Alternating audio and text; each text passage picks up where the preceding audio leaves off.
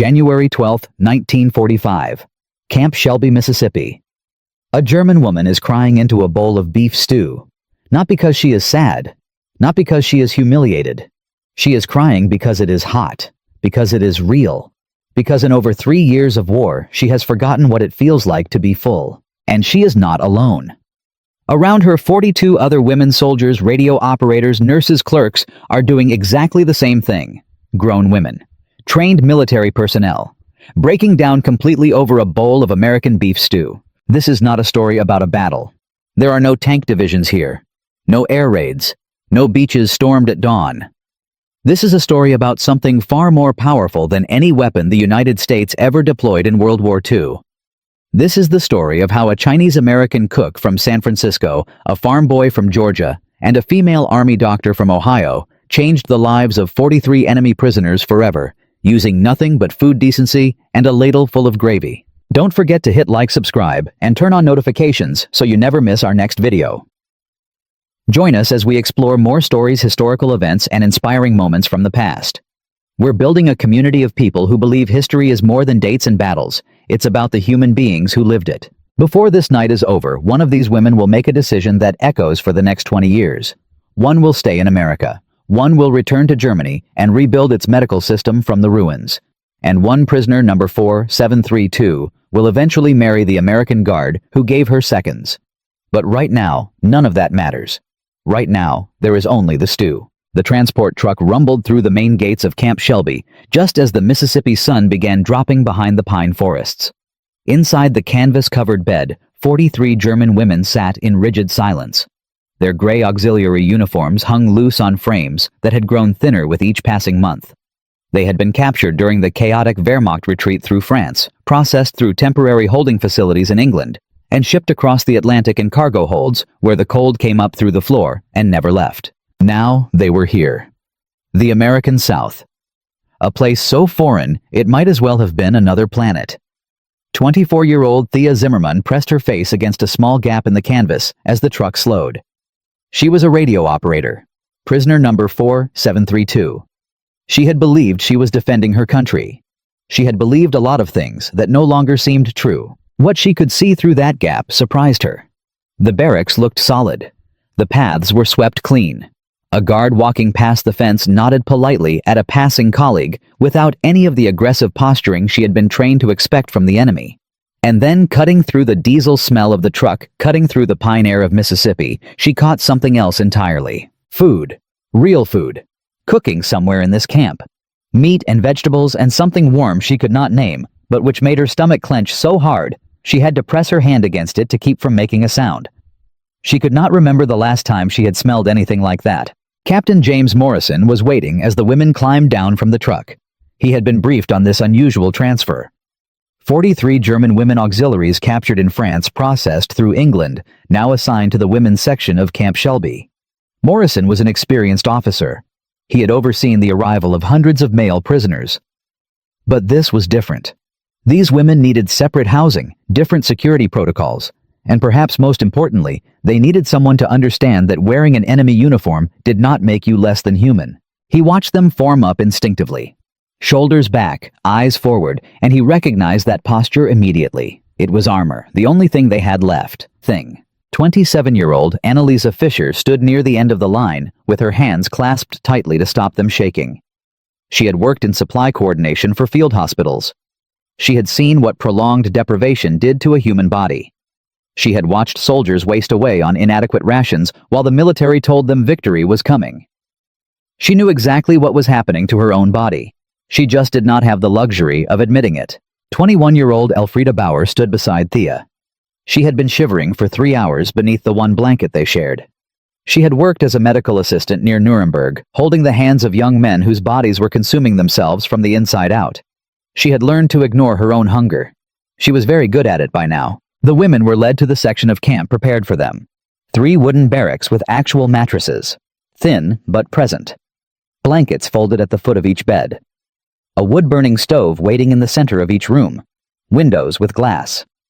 A roof that looked sound. Elfrida stopped beside her bunk and ran her fingers across the rough wool blanket, as though she could not quite believe it was real. In France, they had slept on concrete. On the ship, they had been packed into cargo holds, where the cold became something permanent, something you stopped noticing, because it was simply who you were now. Annalisa claimed the bunk closest to the stove and immediately began assessing. Her mind did this automatically: inventory, logistics, resources, outcomes. The barracks were structurally sound. The latrines nearby were basic but functional. By the standard of everything they had endured in the past 4 months, this place was almost luxurious. She did not allow herself to feel relieved. Relief led to letting your guard down, and she was not ready for that. Lieutenant Sarah Williams entered with a clipboard and a German-speaking translator from a nearby university. She explained the camp rules, the daily schedule, what would be expected. Thea tried to concentrate on the words, but her mind kept pulling her back to that smell. How long since she had eaten anything substantial? The rations in France had been meager, barely sustaining. On the ship, it had been thin soup and hard bread once per day. She had grown so accustomed to the hollow feeling in her stomach that she sometimes forgot it was abnormal. She looked around at the other women and saw it everywhere. Elfrida's cheekbones pressing sharp against pale skin. Annalise's wrists thin as wire beneath her cuffs. They were all shadows of whoever they had been before the retreat, before the capture, before the ocean crossing.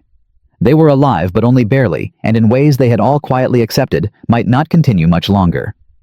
Then a guard appeared at the barracks door, gesturing. Dinner was ready. The women exchanged uncertain glances. They had expected rations in the barracks. Cold food passed through a window, perhaps. The way prisoners were supposed to be fed. Instead, they were led to a large dining facility, warm from stoves burning at either end of the room. Long wooden tables set with metal trays and actual utensils. And that smell, that impossible smell, filling the air so completely that Thea felt briefly dizzy. Sergeant William Chen stood near the serving line, watching the women file in. He was 31 years old, second-generation Chinese-American, raised in San Francisco in his family's restaurant. His father had immigrated in 1921. His grandmother had told stories about being treated as something less than a person because of where she came from and how she looked. When William had been drafted in 1943, everyone assumed he would end up in combat. Instead, the Army had looked at his file, noted his culinary background, and put him in food service. He had been trained in mass nutrition, in supply management, in preparing meals for hundreds efficiently. But his father's lesson had never left him. Food prepared with genuine care communicates something that no words can. It says, "I see you.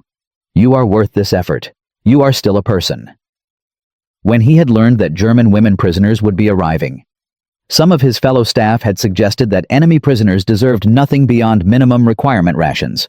After all, hadn't Germany treated Allied prisoners harshly? Didn't they deserve the same in return? Chen could not see it that way. He looked at the transfer documents, looked at the photographs taken during processing in England, and he saw women who appeared to have been slowly starving for years. He thought about his grandmother. He thought about what it meant to decide that someone deserved cruelty because of the uniform they wore or the country they came from.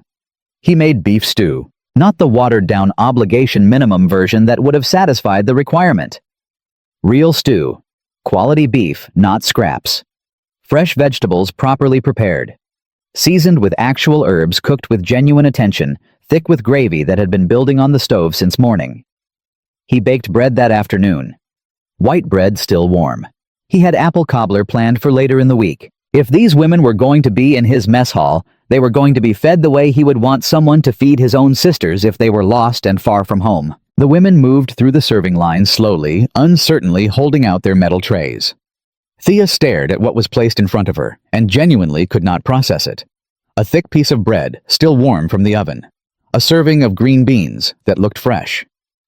And in the largest compartment of her tray, a generous portion of beef stew with actual chunks of meat, potatoes, carrots, rich brown gravy, steaming in the cool air. She found a seat.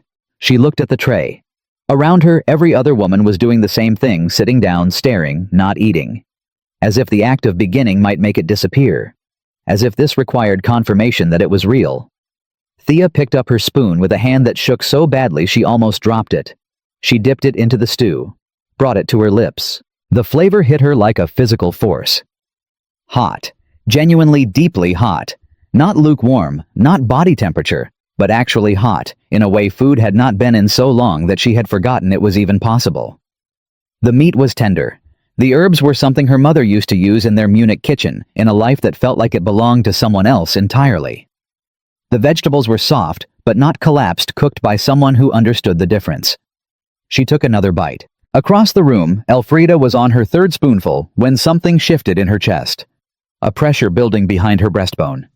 She tried to focus on eating, practically on simply consuming the nourishment her body needed. The fourth bite broke her. Tears came first, silently streaming down her cheeks and falling onto the tray. Then her shoulders started shaking, and she was crying openly, unable to stop. She was not alone. Throughout the mess hall, women were beginning to fall apart. Some cried silently and kept eating mechanically, their spoons moving without pause. Others sobbed so hard, they set down their utensils entirely. Rosa, a former clerk who had barely spoken since France, reached across the table and gripped Elfrida's hand. They sat like that, two strangers holding on, crying and eating simultaneously, which was absurd and completely necessary. Annalisa wept into her beef stew and understood with perfect clarity exactly why. This was not grief over food. This was the first genuine act of human care they had experienced in longer than she could accurately calculate. This meal was proof, physical, edible, undeniable proof that they were still seen as people deserving of consideration, rather than simply as enemies deserving of punishment. Captain Morrison stood at the edge of the mess hall and watched. In his years overseeing Camp Shelby, he had seen nothing like this. Sergeant Chen moved quietly between the tables carrying a large pot. He had seen the tears. He had seen the trembling shoulders. He stopped beside Thea's table and gestured to her nearly empty bowl. She looked up with red-rimmed eyes. He pointed to the pot, then to her bowl. The meaning was simple. More. There was more if she wanted it. Thea stared at him. In every facility she had passed through, food was measured and finite. One portion. No extras. The idea that there might be enough to spare, enough that a kitchen worker would walk the room offering seconds, seemed structurally impossible. She looked around nervously, wondering if this was a test. A way of identifying weakness. Chen simply weighted the ladle patient above her bowl. She nodded. He filled her bowl again, the same generous portion as the first. He moved on to the next table. The crying intensified. That second helping, that single act of abundance, broke through defenses that months of deprivation had built into permanent structures. Elfrida accepted a second portion and found she was sobbing so hard she could barely manage the spoon. She kept eating anyway. Her body would not let her stop. Across the room, a woman named Margaret sat alone at the end of a table, with her food untouched and tears moving silently down her face. Private Daniel McCarthy, a farm boy from rural Georgia assigned to guard duty, who had never known what to do.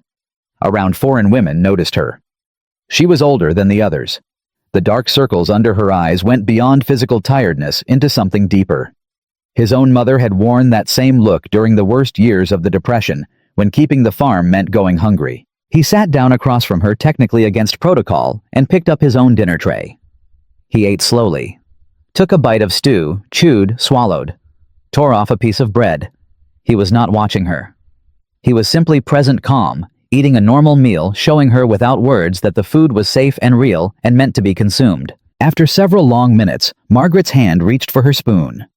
It shook so violently that gravy spilled over the side of the bowl. McCarthy kept eating his own meal, not looking directly at her. She brought the spoon to her lips. Her eyes went wide, then filled completely. Then she was eating with desperate intensity, as though the food might vanish if she paused consuming it, with the focused urgency of someone who had learned not to trust that the next meal was certain. McCarthy caught Lieutenant Williams' eye across the room and nodded once toward Margaret. Someone should monitor her pace. Williams understood immediately. That night, after the women were led back to their barracks, sleep came slowly, despite total exhaustion. Thea lay on her bunk with her stomach fuller than it had been in months, and felt her mind travel backward. She remembered Munich in 1943, her mother working miracles with turnips and potatoes, stretching supplies to feed 5 people on what should have fed 2. She remembered 1944, when even those meals became luxuries.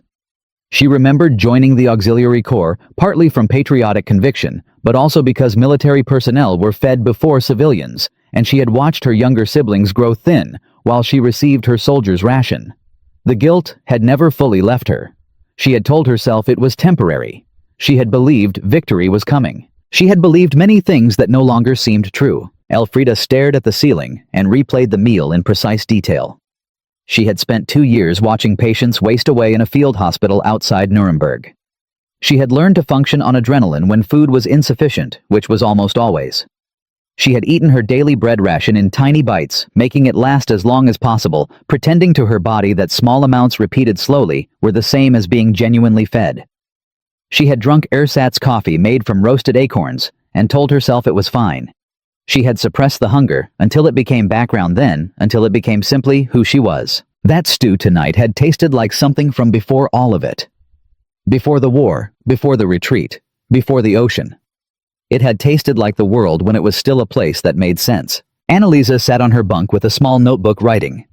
She usually kept precise records in the supply coordinator shorthand she had developed over years of tracking military logistics. Tonight, the careful accounting dissolved into something else. She wrote about the stew in detail that belonged in an inventory report. She wrote about Elfrida weeping while still eating, about Rose's hand on Elfrida's hand, about the way McCarthy had sat across from Margaret and simply been a calm human presence until she could begin. She wrote about Chen moving through the room with that pot, offering more the expression on his face, neither triumphant nor pitying but simply kind. She had not expected kindness. None of them had. Tomorrow would bring medical examinations, work assignments, a structure that would gradually turn captivity into something closer to life. In the coming weeks, the meals would continue. The conversations would begin. The English would improve. The trust would build slowly through shared work and shared laughter and Private McCarthy's harmonica in the mess hall on a Tuesday evening. The newspapers in March would force them to confront truths about their country that none of them were prepared for. And then, May 8th would arrive with the news that Germany had surrendered, and each of these women would have to decide who they were going to be in whatever came next. But none of that has happened yet. Tonight, 43 German women are sleeping in warm barracks in Mississippi, their stomachs full for the first time in years. And somewhere in the kitchen of Camp Shelby, Sergeant William Chen is already planning tomorrow's breakfast. In Part 2, the medical examinations reveal something that shocks even the camp doctors. Every single woman examined shows signs of malnutrition ranging from moderate to life-threatening. One weighs 87 pounds. And when the results reach Captain Morrison's desk, he makes a decision that will put him in direct conflict with military command, a decision that could end his career. But before that confrontation happens, Private Daniel McCarthy is going to do something that nobody expects. January 13th, 1945. Camp Shelby, Mississippi. Morning after. The beef stew had been real. The seconds had been real. The warm barracks and the wool blankets were real. But 43 German women woke that morning, still half convinced it would all dissolve the moment they opened their eyes. It didn't. What happened next, nobody in the United States Army was fully prepared for. Dr. Elizabeth Warner had been practicing medicine for 16 years. She had worked in field hospitals, civilian clinics, and military facilities across 3 continents. She had seen malnutrition before. She thought she understood what that word meant. She was wrong. When the medical examinations began on the morning of January 13th, the numbers coming off her scale and measuring tape were so extreme that she checked her equipment twice before writing anything down. Elfrida Bauer, 87 pounds at 5 feet 4 inches tall. Thea Zimmerman, 93 pounds at 5 feet 6. Annalisa Fisher, 108 pounds, which sounded better until Warner noted her large bone structure and calculated that her healthy baseline would have been closer to 145. Every single woman examined showed clinical signs of malnutrition. 7 were in ranges that Warner classified as severe, meaning organ function was already compromised. 3 showed early symptoms of scurvy. Several had lost teeth. Irregular heartbeats appeared in examination after examination. The hair, the nails, the skin, all of it told the same story. These women had not been merely hungry. They had been systematically starved over years, so gradually they had stopped recognizing it as anything other than normal. Warner finished her last examination at 3:15 in the afternoon and sat alone in her office for 12 minutes before writing a single word of her report. Captain Morrison read the completed document that evening. He read it twice. Then he called Sergeant Chen. "How much can you produce?" he said. "If I authorize unrestricted kitchen resources for the women's section..." Chen did not hesitate. "Whatever they need." "Then do it." What Morrison did not tell Chen was that he had already drafted a second document. A formal request to military command requesting enhanced nutritional protocols for the German women prisoners at Camp Shelby, citing Dr. Warner's medical findings and invoking the Geneva Convention's requirement for adequate prisoner care. He submitted it that same evening.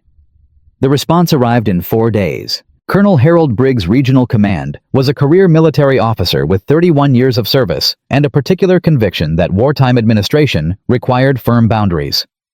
He had approved standard prisoner rations for Camp Shelby. He had not approved anything beyond standard, and he had not been consulted about Morrison's unilateral decision to authorize unrestricted kitchen resources, which in his view represented both a budget violation and a dangerous precedent. He drove to Camp Shelby personally. Morrison met him in his office. Briggs did not sit down. "You're feeding enemy prisoners restaurant food," Briggs said. "I have the kitchen expenditure reports in my hand." "I'm feeding severely malnourished women the minimum required to prevent medical deterioration," Morrison said. "Dr. Warner's findings are attached to the report I submitted. I read Warner's report. These women are thin. Soldiers get thin. We don't build spa facilities for every prisoner who skipped a few meals in France." Morrison kept his voice level.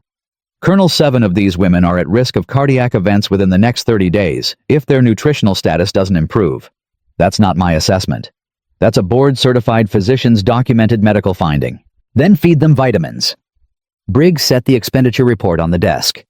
"You will return to standard prisoner ration protocols within 48 hours, Captain. This conversation is finished." It was not finished. Morrison had been in the Army long enough to know when a direct order was wrong, and to know that knowing it was wrong did not automatically give him the right to ignore it. What he needed was leverage. What he needed was someone above Briggs who had read Dr. Warner's report and understood what it actually said. He found that person in the most unexpected place possible. Private Daniel McCarthy. McCarthy had spent the previous 2 evenings in the mess hall after his shift, sitting at a corner table, teaching Thea Zimmerman English vocabulary from a children's primer he had borrowed from the camp library. He had not been ordered to do this. He had simply done it the way a farm boy from Georgia does things without announcing it, without asking permission, because it seemed obviously the right thing and there was no particular reason not to. What McCarthy also had, which Morrison discovered during a routine conversation, was an uncle. Congressman Thomas McCarthy of Georgia's 7th District, who sat on the House Military Affairs Committee, who had made 2 inspection tours of prisoner of war facilities in the past 18 months, and who took a particular interest in ensuring that America's conduct toward prisoners reflected the values it claimed to be fighting for. Morrison wrote one letter. He included Dr. Warner's full medical report. He described in precise and unemotional language what Sergeant Chen had witnessed the first evening 43 women breaking down over beef stew because it was the first hot food they had encountered in months. He described Margaret, who had been unable to eat until a young guard sat across from her and modeled the act of consuming a normal meal. He mailed it on January 18th. Congressman McCarthy's office called Colonel Briggs on January 24th. The enhanced nutritional protocols were formally approved on January 25th. Briggs never returned to Camp Shelby, but he sent a memo. It contained 3 sentences. The last one informed Morrison that his performance review would reflect this incident. Morrison filed the memo and went back to work. In the kitchen, Sergeant Chen was already adapting. Dr. Warner had explained the medical reality clearly. Bodies that had spent extended periods in caloric deficit could not simply absorb unlimited rich food without consequence. The digestive system adapted to scarcity and needed time to readjust to abundance. The goal was not maximum calories immediately, but optimal nutrition delivered at a pace the body could process safely. Chen redesigned his menus accordingly. More vegetables, leaner proteins in the first weeks, gradually transitioning to richer dishes. Fresh fruit wherever supply allowed. The bread continued daily because the bread was never just bread. It was the thing that had broken them on the first night, and it was the thing that told them every morning that yesterday had not been a dream. Elfrida's weight reached 94 pounds by February 1st. Thea reached 101. The cardiac monitoring that Warner had initiated for the 7 highest-risk women showed gradual but consistent improvement. No cardiac events, no hospitalizations. The scurvy symptoms responded to vitamin supplementation within 10 days.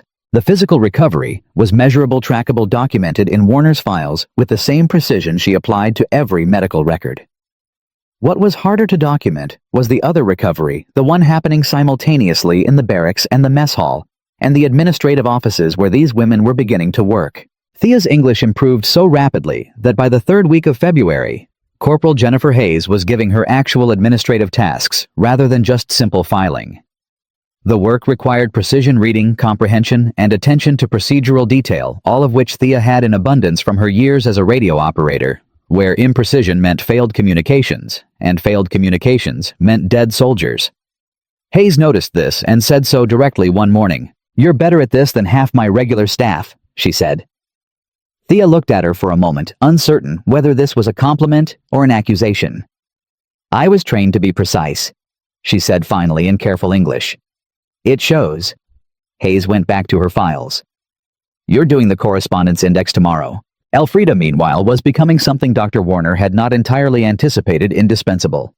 The young German woman's medical training was basic by American standards, but her instincts with patients were exceptional. She was patient in a way that could not be taught, genuinely attentive in a way that patients felt immediately. Warner began trusting her with increasingly complex nursing tasks, explaining procedures in detail, treating her questions as legitimate rather than inconvenient. In mid-February, an American soldier came in with a badly sprained ankle. He was 19. When he saw Elfrida preparing to assist with his treatment, his face went rigid. She noticed. She said nothing. She focused on the task, working with quiet efficiency, her hands gentle and sure. When the wrapping was complete, Warner stepped out briefly. The soldier looked at Elfrida's hands, then at her face. "Thank you," he said in the voice of someone who had surprised himself. "You are welcome," Elfrida said. She had been practicing that phrase. Annalise's contribution to the supply department became undeniable by the end of February. She had spent the first 2 weeks observing, taking notes in the small notebook she carried everywhere, mapping the existing inventory system against the actual flow of goods through the facility. In her third week, she presented Lieutenant Charles Weber with a reorganization proposal. He read it overnight. In the morning, he gave her the access she needed to implement it. By March 1st, the supply department's waste percentage had dropped from 11% to 4%. Weber submitted a formal commendation. In Germany, cities were burning. The newspapers in the camp library carried it all. Allied forces pushing east. German lines collapsing. And then, in the second week of March, the photographs began appearing. Bergen-Belsen. Dachau.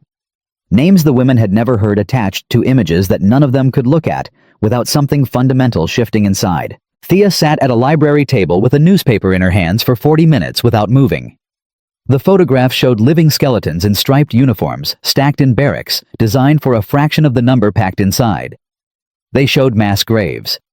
They showed evidence of systematic, industrial, bureaucratically organized murder carried out on a scale that required planning, resources, logistics, and the participation of thousands of ordinary people doing their specific jobs without asking what the larger system was for. Annalise, when she saw those photographs, thought immediately of supply chains.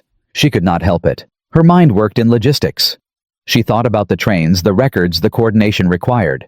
And she felt physically ill in a way that had nothing to do with her recovering digestive system, because she understood, with absolute professional clarity, that systems like the ones she had worked in, systems she had optimized and maintained, had been running in parallel to deliver human beings to their deaths. That evening, Captain Morrison addressed the women. His words were careful, honest, and without cruelty. He did not hold them personally responsible for crimes they had not committed. He did not pretend the crimes were smaller than they were. He said simply and directly that ignorance did not erase reality, and that the choice now available to each of them was who they intended to be going forward. Several women wept. Several sat in rigid silence. A few argued still that the photographs were exaggerated, that propaganda inflated everything, that surely the full truth was somewhere between what they had been told and what the Americans were now showing them. Morrison let them argue. He did not punish the argument. He simply said before he left the room, the photographs were taken by United States Army soldiers who had never been to Germany and had no reason to invent what they found. Then he went back to his office and filed another report. Germany surrendered on May 8, 1945. The announcement came over the camp loudspeakers at 9 o'clock in the morning. Across the main facility, American soldiers celebrated with the uncomplicated joy of men who had been living under the weight of a war that was now, at least in Europe, finished. In the women's barracks, the atmosphere was something no single word covered adequately. Relief and grief and guilt and uncertainty arrived simultaneously in proportions different for each woman, creating an emotional landscape that nobody's military training had prepared them to navigate. The war was over. They were going home. Except that home, as each of them now understood with complete clarity, no longer existed in the form they had left it. The Germany waiting for them was rubble and reckoning. It was a country that would spend the next decade discovering the full dimensions of what had been done in its name, and deciding piece by piece whether it was capable of becoming something different. 3 women sat together in the barracks that evening: Thea, Elfriede, Anneliese. They spoke in quiet German about the impossible weight of the choice in front of them. Elfriede said she would go back. Her aunt might still be alive in Nuremberg. Germany would need doctors, or people who could learn to become doctors, and she had been learning from one of the best for 4 months. Anneliese said she would stay. She had no family remaining. She had been shown by daily example that another way of organizing a society was possible. She was not ready to leave it. Thea said nothing for a long time. Then Private McCarthy appeared at the barracks door with his harmonica the way he had been doing on Tuesday evenings for 2 months, and asked through the gap if anyone wanted to listen. And the answer to that question, it turned out, would determine the rest of Thea Zimmerman's life. But that story belongs to part 3. May 8, 1945. The war in Europe is over. But for 43 German women at Camp Shelby, Mississippi, the hardest fight is just beginning. In part 1, we watched Sergeant William Chen make a decision that had nothing to do with military orders, and everything to do with human decency. In part 2, we watched Captain Morrison battle a bureaucratic system that wanted to reduce starving women to a line item in a ration budget and win. The medical examinations had revealed the full cost of years of systematic deprivation. The recovery had begun, slowly, measurably, one hot meal at a time. But Germany's surrender created a new crisis that nobody had anticipated. Repatriation orders were coming. The trucks back to New Orleans, back to the ships, back to a destroyed country were being scheduled. And 3 women, Thea Zimmerman, Elfriede Bauer, and Anneliese Fischer, were facing choices that would define the rest of their lives. The stakes were no longer about surviving the present. They were about deciding who each of them intended to become. And this is where the story gets complicated. The repatriation machinery of the United States Army moved with the kind of bureaucratic momentum became Thea McCarthy on October 18, 1945, in a small ceremony at the camp chapel. Morrison officiated. Chen cooked. Warner attended in her dress uniform. The wedding dinner was beef stew. Nobody cried this time. Or rather, everybody cried, but differently. Not from shock or relief or the desperate gratitude of people who had forgotten they deserved care. They cried from something that took Thea several years to find the right word for. The German word she eventually settled on was Heimat, which does not translate perfectly into English. It means home, but not the place you come from. It means the place where you belong, the place you have chosen, and which has chosen you back. But 3 individual stories, however meaningful, are not the full measure of what happened at Camp Shelby between January and June of 1945. The full measure requires looking at the larger pattern of which those 3 stories were part. The treatment of German prisoners in the American POW system during World War II has been studied extensively by military historians, and Camp Shelby's women's section represents one of the more documented examples of what the International Committee of the Red Cross later described as exemplary practice. But the significance extends beyond documentation. It extends into the question of what the treatment of enemies reveals about the character of the nation doing the treating. The United States in 1945 was a country with profound contradictions. It was fighting a war for human dignity while maintaining racial segregation in its own military. Sergeant William Chen, who had made beef stew for German women prisoners because he believed they deserved to be treated as human beings, was himself the son of immigrants who had faced systematic legal discrimination in the country he was serving. Private Daniel McCarthy, the Georgia farm boy who had sat across from Margaret until she could eat, came from a state where the word equality was applied with strict limitations. Dr. Elizabeth Warner had spent her career fighting to be taken seriously in a medical establishment that considered female physicians a curiosity at best. These were not people operating from positions of uncomplicated privilege. They were people who had personal reasons to understand what it felt like to be dismissed, diminished, and categorized as less than fully human. Perhaps that is precisely why they chose differently when the choice was presented to them. Captain Morrison's report on the Camp Shelby Women's Section was circulated internally within the Army's Prisoner Administration Division in late 1945. It influenced subsequent protocols for the treatment of female prisoners in future conflicts. Dr. Warner's medical documentation of malnutrition recovery rates became part of the reference literature used by military medical planners. Sergeant Chen was promoted and transferred to Fort Benning, where he continued feeding people with the same philosophy his father had taught him in a San Francisco restaurant kitchen. Morrison himself received a letter from Colonel Briggs in November 1945, 3 months after the war ended. It was 4 sentences long. It acknowledged that the enhanced nutritional protocols at Camp Shelby had been vindicated by results. It did not apologize. It did not congratulate. But it arrived, and Morrison kept it. The 40 women who returned to Germany carried something with them that is harder to measure than weight gained or medical symptoms resolved. They carried the experience of having been treated with basic human decency by people who had every institutional justification for treating them otherwise. Some of them talked about it. Some never spoke of Camp Shelby at all, perhaps because gratitude toward former enemies was complicated in a country rebuilding its identity from rubble. But the experience existed inside each of them, a counter-evidence against the narrative that cruelty was inevitable, that enemies were irredeemably other, that kindness was a luxury nations could not afford in wartime. June 20th, 1965. Brooklyn, New York. Thea McCarthy stands in her kitchen preparing beef stew from a recipe she learned 20 years ago. Her daughter Emma is setting the table. Her son James is arguing with his sister about the proper way to fold a napkin. Daniel McCarthy is in the living room, and from the sound of it, he has found his harmonica again. The doorbell rings. Thea wipes her hands on her apron. Standing in the hallway are 2 women she has not seen in person for nearly 2 decades, though letters have traveled back and forth across an ocean with the regularity of seasons. Elfriede Bauer. Dr. Elfriede Bauer, now director of a Munich hospital specializing in malnutrition and trauma.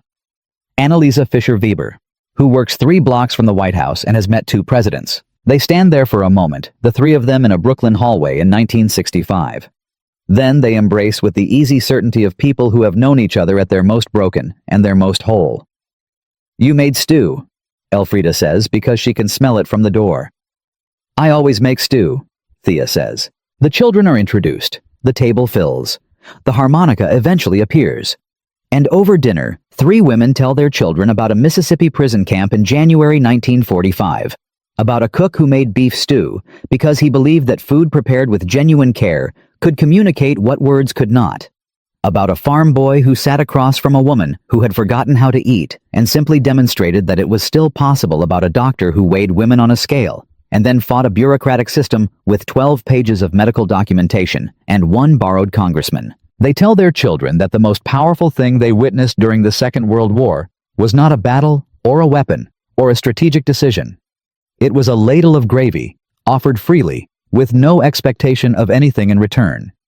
And the stew, 20 years later, tastes exactly the same. 4 parts. 4 months of 1 winter and spring in Mississippi. 4 lives changed completely by a bowl of beef stew. In parts 1 through 3, we watched 43 German women arrive at Camp Shelby. As shadows of themselves, watched Sergeant William Chen make a decision that had nothing to do with orders and everything to do with decency, watched Captain Morrison fight based on shipping availability, port capacity, and the enormous challenge of moving tens of thousands of prisoners across an ocean in both directions simultaneously. Nobody at the command level was thinking about Elfriede's medical training, or Annalisa's supply reorganization, or the correspondence index that Thea had completely restructured during her 4 months in the administrative office. Lieutenant Colonel Margaret Haynes arrived at Camp Shelby on June 3rd to oversee the final processing. She was efficient, experienced, and working from a checklist that had been approved at the highest levels. She had processed 17 prisoner groups in the past 3 months. She did not anticipate complications. Captain Morrison requested a meeting within 2 hours of her arrival. 3 of these women have submitted formal requests to remain in the United States rather than accept repatriation, he told her. Haynes looked at him across the desk. "That's not a category that exists," she said. "It does now. Fisher has a sponsorship letter from Lieutenant Weber and formal documentation of her contribution to camp operations. Bauer has a letter of recommendation from Dr. Warner and an offer of conditional medical apprenticeship from a hospital in Memphis that Warner contacted on her behalf. Zimmerman's situation is more complex. Captain, these are enemy prisoners of war. The Geneva Convention covers their treatment in captivity and their return to their country of origin. It does not cover immigration applications." "No," Morrison said. "But the War Brides Act of 1945 does cover Zimmerman." There was a pause. She and Private McCarthy, Morrison said, have submitted a marriage application. Haynes set down her pen. The War Brides Act signed by President Truman in December 1945 allowed foreign-born spouses of American military personnel to enter the United States outside normal immigration quotas. It had been designed primarily for European women who had married American soldiers during the liberation campaigns. It had not been designed with German prisoners of war in mind. Whether it applied to Thea Zimmerman's situation was, Morrison explained carefully, a question that was currently being reviewed by the Judge Advocate General's office at the request of Congressman Thomas McCarthy of Georgia, McCarthy's uncle. Again, Haynes spent 2 days at Camp Shelby, reviewing files, interviewing the 3 women through translators, speaking with Morrison Warner Weber, and in a conversation she had not anticipated, finding useful Sergeant William Chen. Chen told her, with the directness of a man who had grown up watching his family be treated as perpetual foreigners in their own country, that the question of who deserved to belong somewhere was more complicated than any checklist could capture. He told her about the first evening in the mess hall. He told her what it looked like when 43 people simultaneously realized they were being treated as human beings. Haynes filed her report on June 7th. It was 12 pages long, and its final recommendation was unprecedented. The 3 requests should be processed individually through the appropriate legal channels rather than dismissed on procedural grounds, and the June 23rd departure date should be maintained for the remaining 40 women while the 3 cases were resolved. The remaining 40 women departed on schedule. The goodbyes in the barracks on June 22nd were long and genuine. Women who had arrived as strangers, bound together only by their uniforms and their captivity, had become something closer to family during 5 months of shared meals and shared revelations and shared grief. They exchanged addresses, knowing most of the letters would never arrive or never be answered. They held each other with the intensity of people who understood that some separations are permanent. Thea stood at the fence and watched the trucks carry her fellow prisoners toward the gate. She felt the pull of them, of the shared identity they represented of the homeland that those 40 women were returning to face together. She also felt Daniel McCarthy's hand find hers through the fence wire, and she felt that too. She did not move from the fence until the last truck disappeared around the bend in the road. Elfrida's case resolved first. Dr. Warner had done extraordinary work behind the scenes, corresponding with medical administrators in Memphis and with contacts at Vanderbilt University in Nashville. The conditional apprenticeship offer was formal and funded. The immigration pathway was narrow but navigable. On July 14, 1945, Elfrida Bauer was released from prisoner of war status and entered the United States immigration system as a sponsored resident. She would spend the next 2 years completing medical training in Memphis before returning to Germany, not because she had been sent back, but because she chose to go carrying skills her country desperately needed. Annalise's case was simpler in one sense and more complicated in another. Lieutenant Weber's sponsorship was genuine, and the professional relationship between them had been developing into something more personal throughout the spring months, with the careful formality of 2 people who both recognized what was happening, and neither was quite ready to name it. The immigration documentation was filed in July. The wedding followed in October. By 1947, Annalisa Fischer-Weber was working for the State Department, her unique position as someone who had lived inside both systems, making her invaluable for the emerging programs that would become the Marshall Plan. Thea's case moved through the Judge Advocate General's office with the speed of something nobody quite knew how to categorize. The War Brides Act application was filed, it was reviewed, it was questioned, it was reviewed again. Congressman McCarthy made 3 phone calls. Captain Morrison wrote a letter that Morrison himself described privately as the most important document he had ever composed. 5 pages detailing the transformation he had witnessed over 5 months and the specific concrete ways in which one particular radio operator from Munich had demonstrated exactly the values that America claimed to stand for. On September 2, 1945, the same day, Japan formally surrendered and the Second World War ended completely. The application was approved. Thea Zimmerman became Thea McCarthy, watched Captain Morrison fight a bureaucratic system on behalf of women who had no institutional voice, and watched 3 individuals, Thea, Elfrida, and Annalisa, discover that transformation was possible even in the middle of a world war. By June 1945, the war was over. The repatriation trucks had come and gone. 3 women had stayed. 40 had returned to a Germany that existed mostly in rubble. But the story does not end there. It never ends where you think it ends.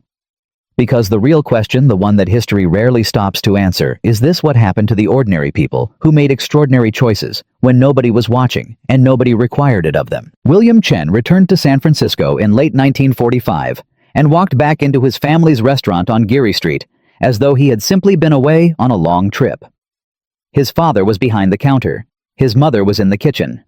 The restaurant smelled exactly as it always had, of garlic and ginger, and something deeper and warmer underneath that Chen had spent 3 years trying to replicate in Army mess halls with varying degrees of success. He did not talk much about Camp Shelby at first.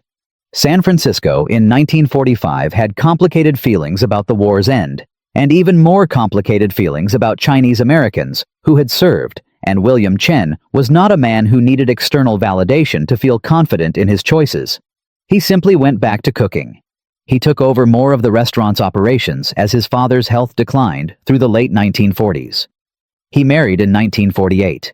He had 3 children. What he did talk about occasionally, in the way that certain experiences become stories you tell not to explain yourself but to explain the world, was that first evening in the women's mess hall. He told it the way his father had taught him to tell the stories that mattered, without embellishment, without self-congratulation, with attention to the specific details that made it real.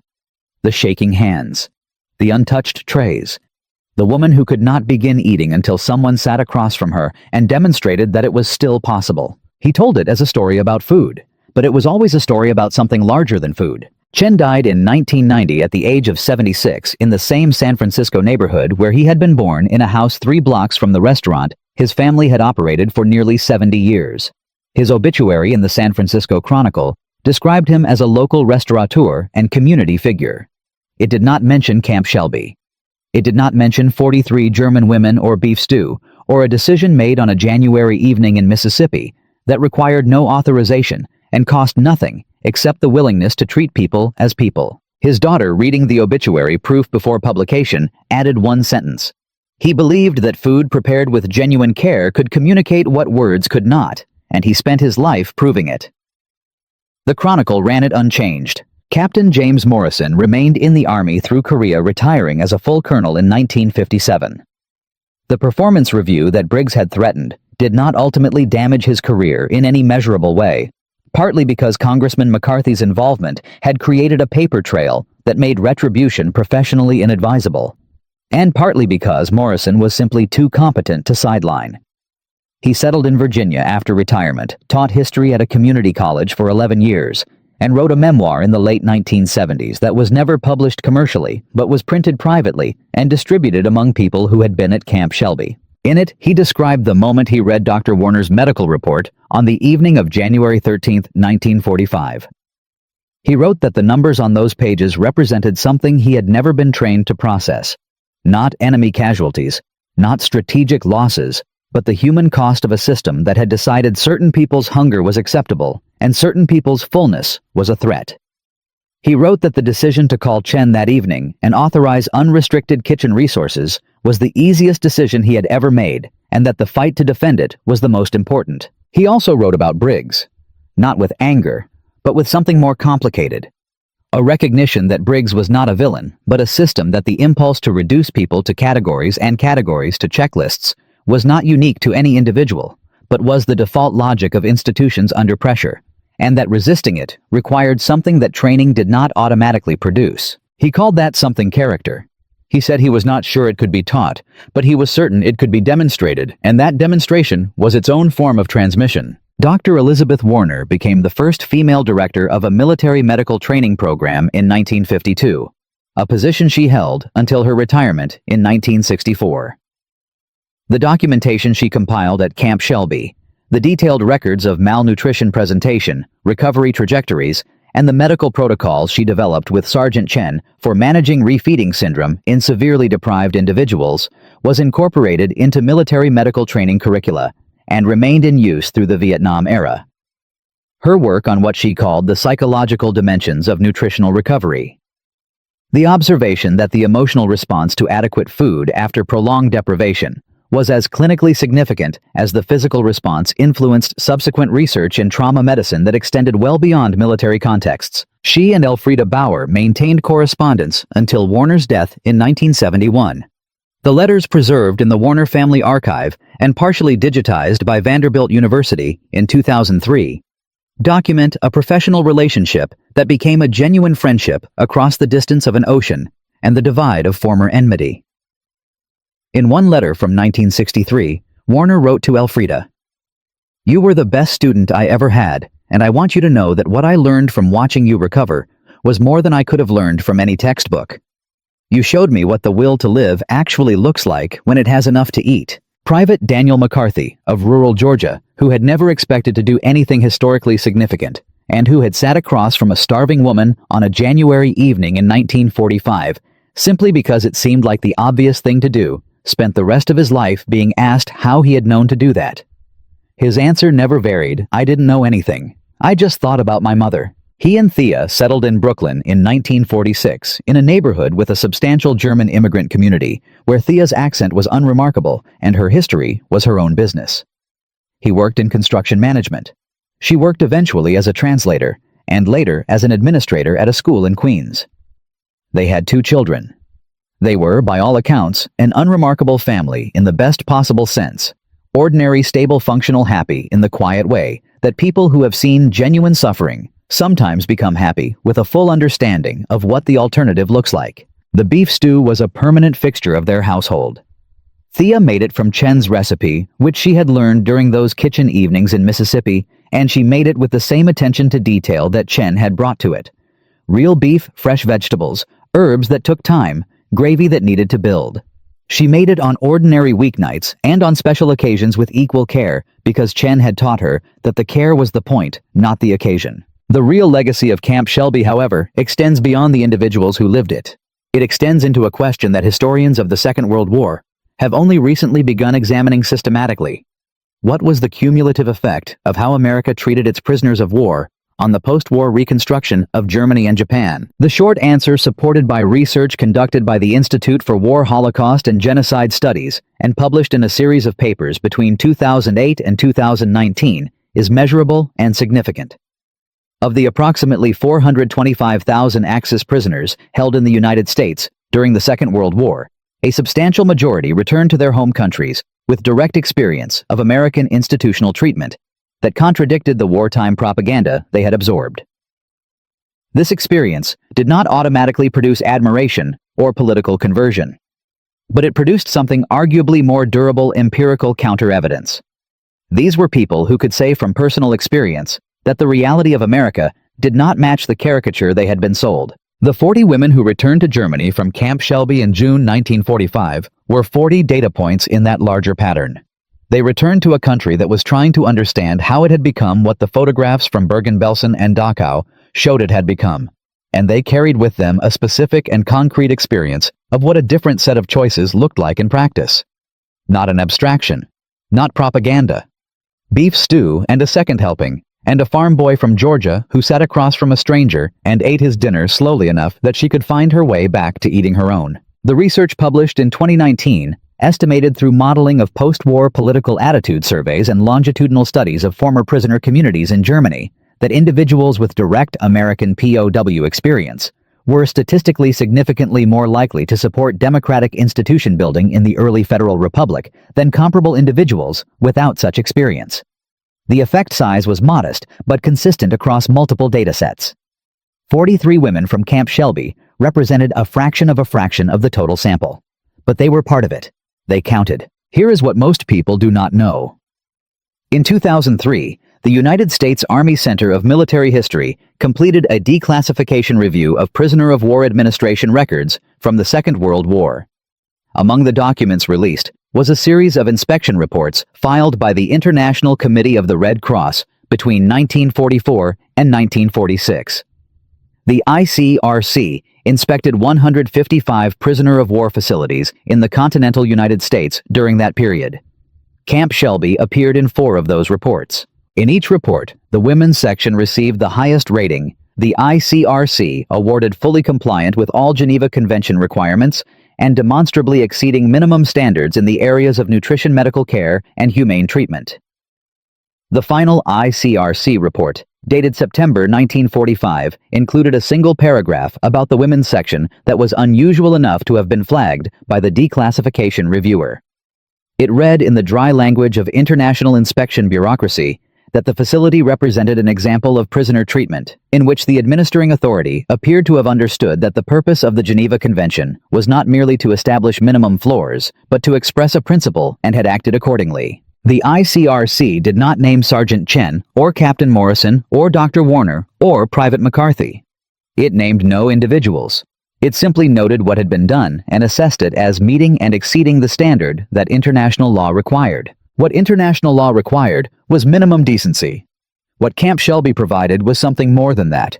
It provided the experience of being treated as a full human being by people who were not required to do so in circumstances where the opposite treatment would have been legally defensible and institutionally unremarkable. The difference between minimum decency and genuine humanity is not measurable in ration weights or caloric content. It is measurable in whether a cook who has worked since 4 in the morning chooses to walk the mess hall with a second pot of stew. It is measurable in whether a young guard from Georgia pulls up a chair. It is measurable in whether a doctor fights a colonel over 12 pages of medical documentation on behalf of women who cannot fight for themselves. From a restaurant kitchen in San Francisco, to a Mississippi prison camp, to a Brooklyn apartment, to a hospital in Munich, to a State Department office 3 blocks from the White House. The story of Camp Shelby's women's section traveled through the next 20 years in the lives of the people who had lived it. It arrived at a dinner table in Brooklyn in June 1965, where 3 women told their children about a January evening in 1945 and what it had meant to be given seconds. Sergeant William Chen never received a medal for the beef stew.